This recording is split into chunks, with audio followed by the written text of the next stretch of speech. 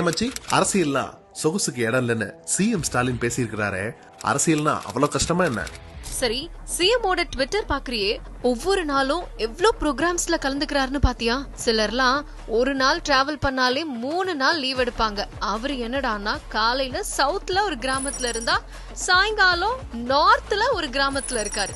இப்படி இந்த வருஷம் மட்டும் கிட்டத்தட்ட 15,000 கிலோமீட்டருக்கு மேல கார்ல மட்டுமே டிராவல் பண்ணி தமிழ்நாடு முழுக்க நலத்திட்ட உதவிகள் வழங்கியிருக்காரு. இதெல்லாம் பிசிக்கல் ஸ்ட்ரெஸ்னா அதுக்கு மேல நிதி தராம இழுத்தடிக்கிறது, வரி உரிமையை பறிக்கிறது, திட்டங்களை வரவிடாம தடுக்கிறது, ஆளுநர் மூலமா ஓயாம தொல்லை கொடுக்கறதுன்னு தமிழ்நாட்டுக்கு எதிராக அத்தனை வேலைகளையும் செய்யற பிஜேபியோட பொலிட்டிக்கல் பிரஷர். மத்த ஸ்டேட்ல எல்லாம் இப்படி பண்ணி மொத்த பொலிட்டீஷியன்ஸையும் தன்னோட வழிக்கு கொண்டு வந்த பாஜகவால ஸ்டாலினாலதான் தமிழ்நாட்டுக்குள்ள வர முடியாம வழி தடுக்கப்பட்டிருக்கு.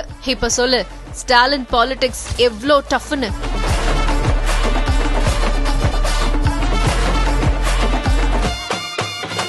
அதுவும் சரிதான். இந்த வருஷம் ஸ்டாலின் செஞ்சதுலயே தரமான சம்பவங்களை சொல்ல பார்க்கலாம். செஞ்சது எல்லாமே தரமான சம்பவம் தான். அதனாலதான் தமிழ்நாடு வரலாறு காணாத பொருளாதார வளர்ச்சியை அடைஞ்சிருக்கு. ஓகே 11.19% பொருளாதார வளர்ச்சியையும் 16% ஜிஎஸ்டிபி வளர்ச்சியை தானே சொல்ற? ஆமா, ஆனா இப்போ நான் சொல்ல போறது என்னோட ஃபேவரட் மொமெண்ட்ஸ்.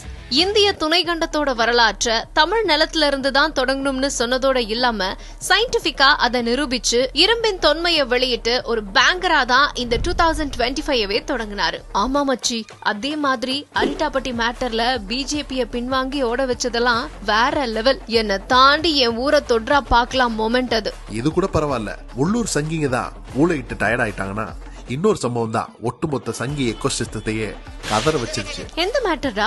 நிதி கொடுக்காம நிறுத்தினா தமிழ்நாட்டுல இந்தி திணிப்பை ஏத்துப்பாங்கன்னு நினைச்சா நீங்க கொடுக்கற வரைக்கும் எங்க ஆசிரியர்களுக்கு நாங்களே சம்பளம் கொடுத்துக்கிறோம்னு சொல்லிட்டு இந்தி திணிப்புக்கு எதிரா தினமும் லெட்டர் எழுதினா இருப்பாரு. வட மாநிலங்கள்ல இருக்கிற பலரும் ஸ்டாலின் கரெக்டா தான் சொல்றாருன்னு பிஜேபிக்கு எதிரா திரும்பிட்டாங்க. ஆமா, காலையில 7 மணிக்கே அழ ஆரம்பிச்சிருவாங்க. யார்கிட்ட? அண்ணாவோட தம்பி கலைஞரோட பையன்கிட்டேவா? ஆமா, டீலிமிட்டேஷனுக்கு ஆல் இந்தியா லீடர்ஸ கூப்பிட்டு மீட்டிங் போட்டது செம்ம மாஸ் மொமெண்ட்ல. கரெக்ட். தமிழ்நாடு போராடும், தமிழ்நாடு வெல்லும்னு சும்மாவ சொன்னாரு.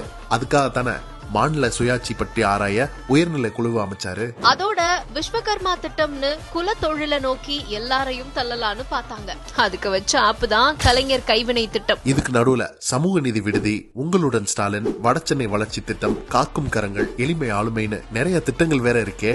Valluvar Kottam, T Nagar J Anbazhagan flyover, Kovai GD Naidu flyover, Tholkappiya Poonga, Kovai Semmozhi Poonga, Tiruchi bus stand, model school, Madurai வேலுநாச்சியார் மேம்பாலம், பொருணை மியூசியம்னு சொல்லிக்கிட்டே போகலாம். இன்ஃப்ராஸ்ட்ரக்சர்னாலே டிஎம்கே தாண்டா. தமிழ்நாடு முழுக்க லோ ஃப்ளோர் பஸ், சென்னையில இ பஸ், ஏசி பஸ், டிஜிட்டல் டிக்கெட்னு அடுத்த லெவலுக்கு டெவலப் ஆயிட்டே இருக்கும். அவ்வளவுதானா?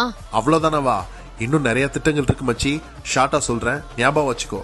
காலை உணவு திட்ட விரிவாக்கம், அன்பு கரங்கள், அன்பு சோலை, தாய்மானவர் திட்டம், கலைஞர் உரிமை திட்ட விரிவாக்கம்னு எக்கச்சக்கமா சொல்லலாம். இது கூட தமிழ்நாட்டுக்கு ஈர்த்திருக்கிற 10 லட்சம் கோடி ரூபாய் முதலீடுகள், புதுசா உருவாகி இருக்கிற கம்பெனிகள்னு எல்லாத்தையும் பார்த்தா தமிழ்நாடு தான் இந்தியாவோட பவர் ஹவுஸ்னு காமிச்சிட்டாரு எம்கேஎஸ்.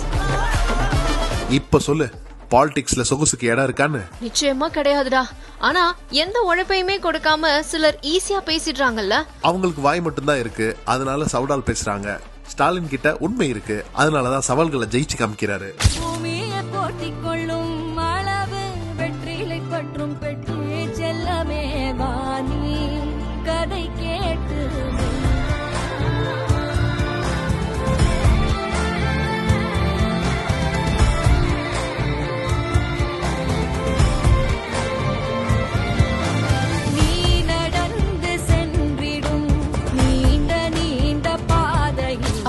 அடுத்து 2026ல தான் பெரிய சம்பவமே லோடிங். என்னது? திராவிட மாடல் 2.0.